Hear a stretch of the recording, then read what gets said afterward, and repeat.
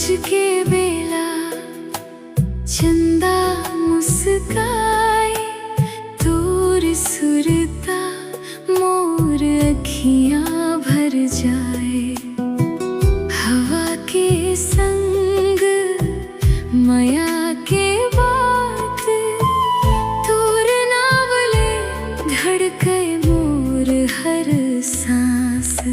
फूल के खुशबू तोर संग लागे, मोर जिंदगी अब तोरे मन जागे। जिहाँ देखा तिहाँ तोर छैया, ते बन गे मोर सपना के दुनिया।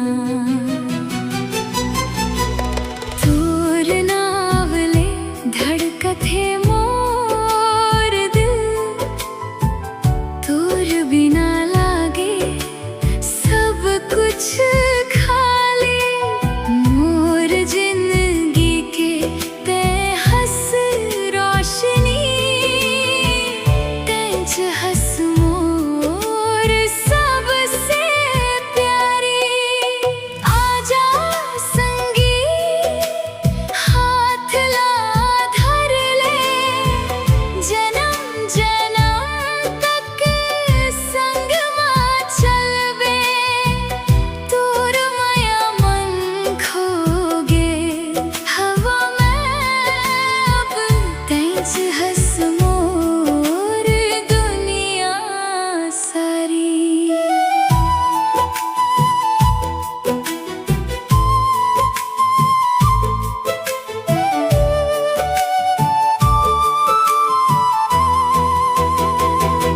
बरसत पानी भींजे चुनरी, तोर सुरता मन हंसथे जिंदगी।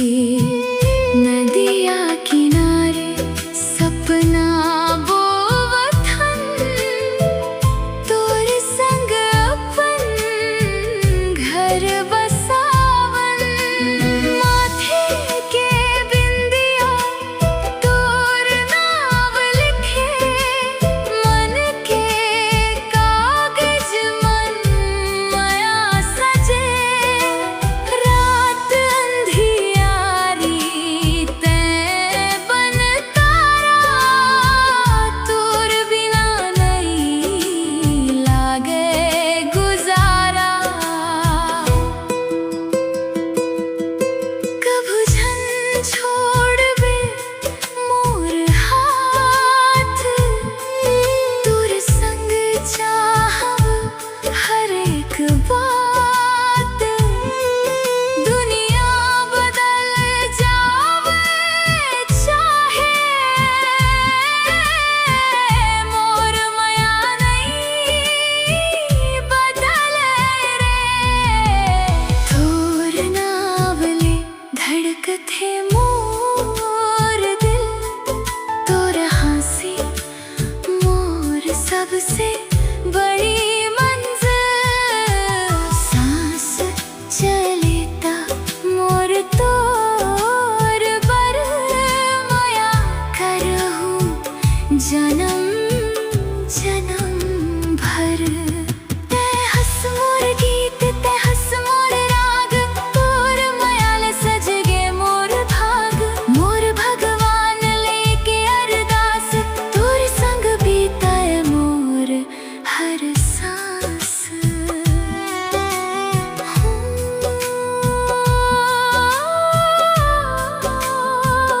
तोर माया मोर जिंदगी के सबसे सुंदर एहसास।